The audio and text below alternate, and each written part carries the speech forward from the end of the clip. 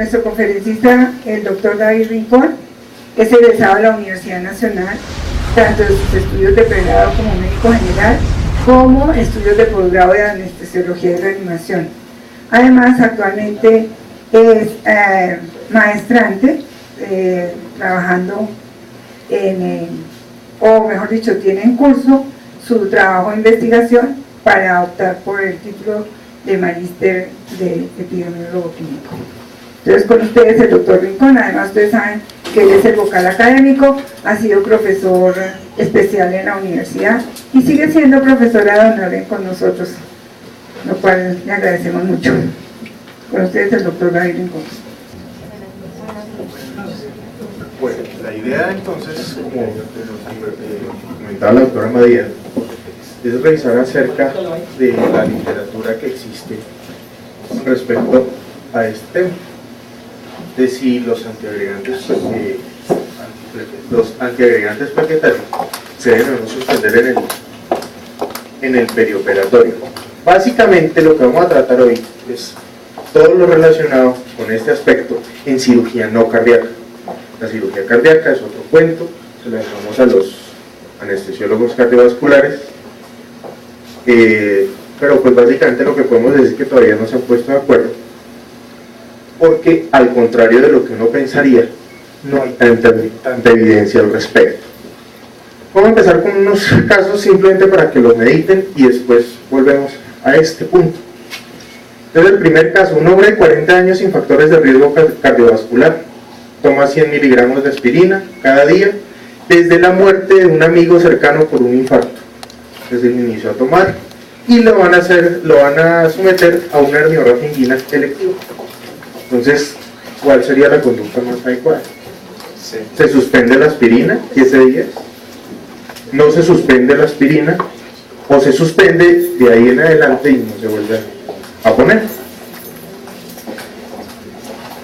En el segundo caso, de una mujer de 55 años con un antecedente de un infarto de miocardio, que se le colocó un stent medicado hace 3 meses.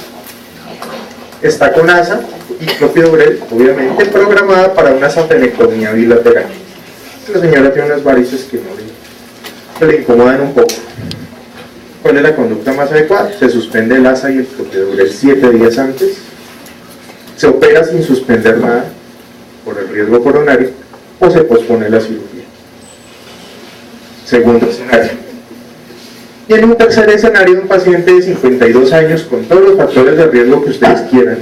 Acá ponemos que es fumador, de 2 paquetes de cigarrillo al día desde hace 20 años, es hipertenso, diabético tipo 2. Toma aspirina al día, aspirina 100 miligramos. Y lo van a llevar a un puente femoropoplíteo prioritario, porque tiene enfermedad arterial periférica. Entonces se suspende la aspirina 7 días antes. El paciente quiere conregionar, además. Se opera sin suspender nada. O se hace una valoración no invasiva para detectar si tiene enfermedad coronaria y se toma la decisión. Y si obviamente la tiene, la enfermedad coronaria, se lleva primero a la revascularización miocárdica. Son unos escenarios un poco extremos, pero pues no imposibles. Simplemente esta parte quiero empezar y todo lo que vamos a hacer es tratar de armar un rompecabezas con las cosas que nos van a llevar a las conclusiones. Entonces, en principio hay unos temas que no son directamente conectados con esto, pero nos van a llevar al punto. Este es el modelo de medicina perioperatoria al menos que deberíamos usar. Desafortunadamente, en muchos sitios todavía no está implementado, pero esto es lo que deberíamos usar. El paciente siempre en el centro de lo que hacemos, y básicamente los 3 actores, que son el cirujano, el anestesiólogo y las otras especialidades. Acá pongo el internista, igual puede ser el endocrinólogo, el cardiólogo, el pediatra, el obstetra, en fin. Pero básicamente el cirujano, ¿qué es lo que hace? Indicar si se opera o no se opera. Eso no es decisión ni del internista ni del anestesiólogo. En este mismo modelo, lo que hace el anestesiólogo es valorar el riesgo del paciente. Es decir, es el que determina y le dice al paciente, vea, su riesgo es tal para hacer tal cosa, y lo vamos a manejar. ¿Lo acepta o no lo acepta? Si es que esa decisión cabe. Si no cabe, pues se asume el riesgo, se disminuye en la medida de lo posible, pero básicamente lo que hace el anestesiólogo es valorar y manejar el riesgo.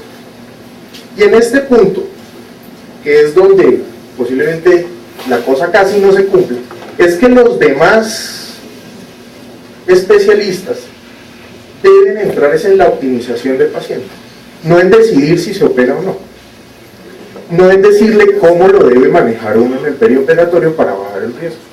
Simplemente es que el anestesiólogo dice, considero que hay algo que el paciente no tiene óptimo, se lo envío a usted, que usted es el idóneo para optimizarlo, devuélvamelo cuando lo tenga bien. En este modelo vamos a enmarcar la charla. Y obviamente el paciente siempre es el centro de todo lo que hagamos.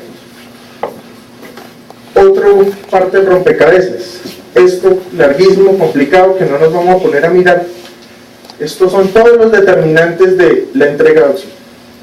Nosotros básicamente en anestesia lo que estamos haciendo es que el consumo de oxígeno, que es algo que no depende de nosotros, sino depende del paciente y de su estado metabólico, pero nosotros lo que básicamente le tenemos que dar es un aporte adecuado, porque si el paciente llega a un punto donde el aporte sea inadecuado, empieza el choque, y esos pacientes son los que se mueren. Es decir, poniéndolo en los términos más básicos, esto lo demostró Shoemaker desde que demostró que los pacientes que tienen deudas de oxígeno muy grandes y no se recuperan, se mueren. Todos los pacientes tienen deuda de oxígeno, pero los que se recuperan rápido sobreviven sin problema. Los que se recuperan más o menos pueden vivir, pero quedan con algún problema, o quedan con falla cardíaca, o quedan con falla renal, o que hacen algo de falla y regresan nuevamente, se demoran un poquito, pero bueno. Y los que no, pues se mueren.